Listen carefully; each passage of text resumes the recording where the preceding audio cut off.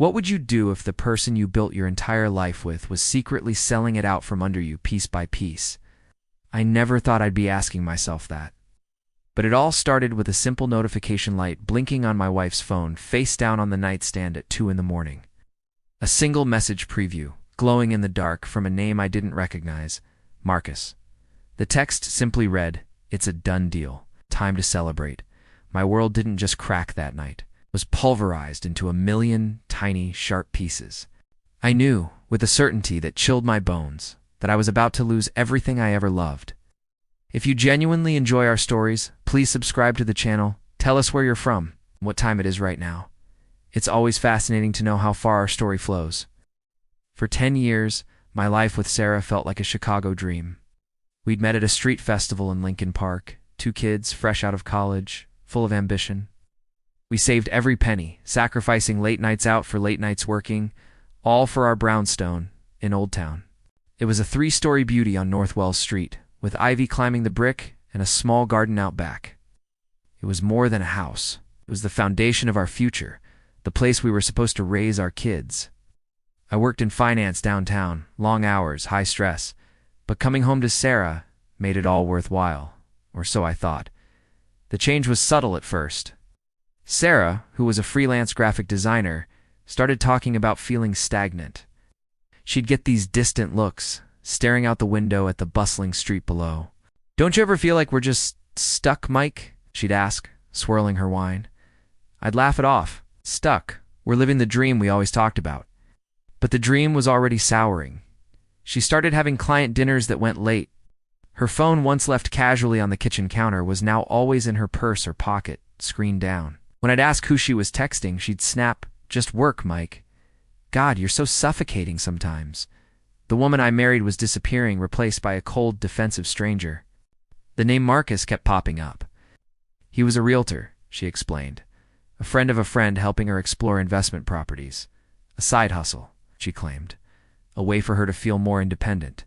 It sounded plausible, and I wanted to believe her. I wanted to trust the woman I'd shared my bed with for a decade. But the lies were piling up like dirty laundry. I found a receipt from the Peninsula Chicago, a hotel miles from any investment property, for a $200 lunch. When I confronted her, she was furious. "Are you going through my things now? It was a client meeting. You have no right to question my career." She spun it around so fast I felt dizzy, making me the villain for my lack of trust. The breaking point came on a rainy Tuesday. I came home early from work, hoping to surprise her. The house was empty. On the kitchen island, next to a bottle of expensive champagne I didn't buy, was a folder. I shouldn't have opened it, but I did. Inside was a purchase and sale agreement for our house. Our home on North Wells Street. It was being sold, and the closing date was just 2 weeks away. The seller was listed as Sarah. The buyer was a shell corporation I'd never heard of, and the realtor facilitating the entire clandestine deal. Marcus Thorne. My blood ran cold. Wasn't helping her find investment properties. It was helping her sell our life. I stumbled back, my breath catching in my throat. I felt like I was drowning. My own wife, selling our home behind my back. The rage was a physical thing, a hot, searing wave that threatened to consume me. But just as quickly, a chilling clarity washed over it. She thought I was a fool. Both of them did. They saw me as an obstacle to be managed, a wallet to be drained before they disappeared together. In that moment, something inside me broke. The loving, trusting husband died, and someone else, someone cold and calculating, took his place. They wanted a war. I would give them one they would never forget. My first move was to play dumb. I pretended not to have seen the documents. I became the doting, oblivious husband again. I brought her flowers, complimented her new outfits, and told her how much I loved her. Every fake smile was a dagger. Every touch felt like poison. Inside, I was a machine, methodically gathering evidence. I hired a private investigator, a grizzled ex-cop who operated out of a small office in the Loop. Within 48 hours, he delivered. Photos, dozens of them. Sarah and Marcus kissing in a booth at Gibson's Bar and Steakhouse, holding hands walking along the lakefront. Him, with his hand on the small of her back, leading her into the Waldorf Astoria. The smug look on his face in every picture made my stomach turn. He looked like a man who'd won the lottery, and she looked at him with a glow I hadn't seen in years. The pie also uncovered the shell corporation buying our house. It traced back to Marcus. They weren't just selling the house. They were stealing my half of the equity. The plan formed in my mind, a dark and beautiful masterpiece of destruction.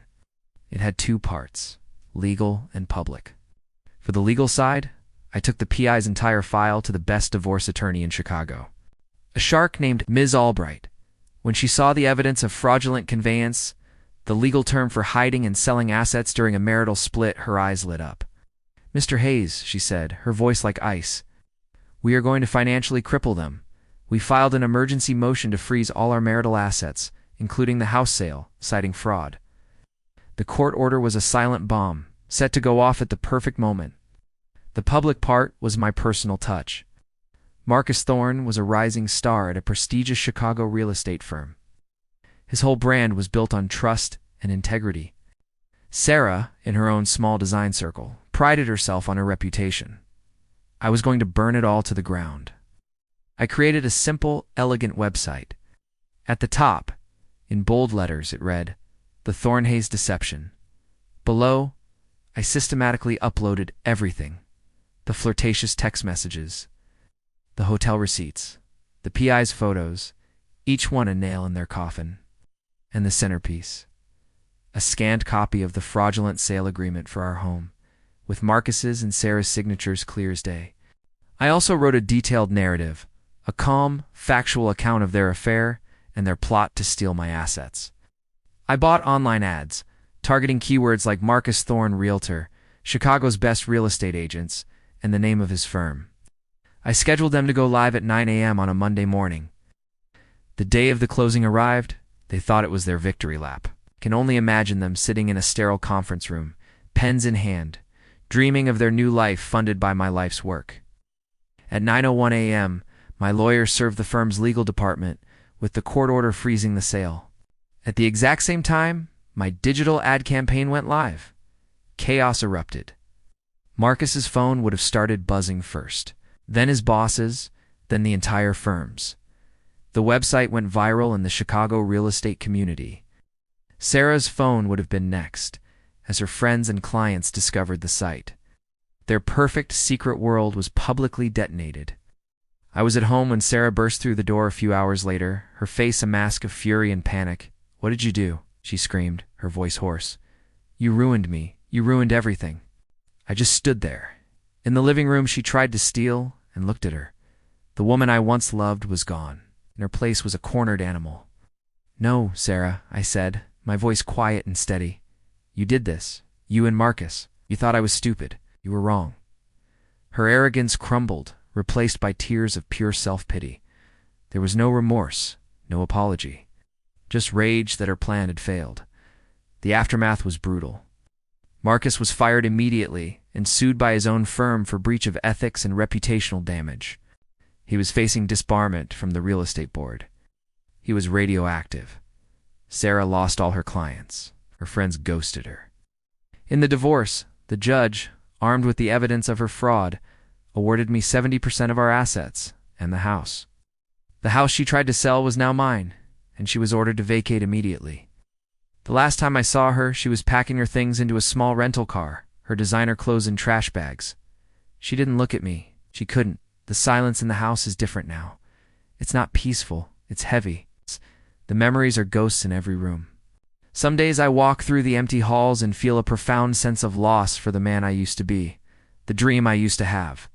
The revenge wasn't a victory. It was just the end of a war I never wanted to fight. They built a world of lies, and I simply held up a mirror to it. Sometimes when the city is quiet late at night, I wonder if it was all worth it, just to be the last one standing in the wreckage. The end.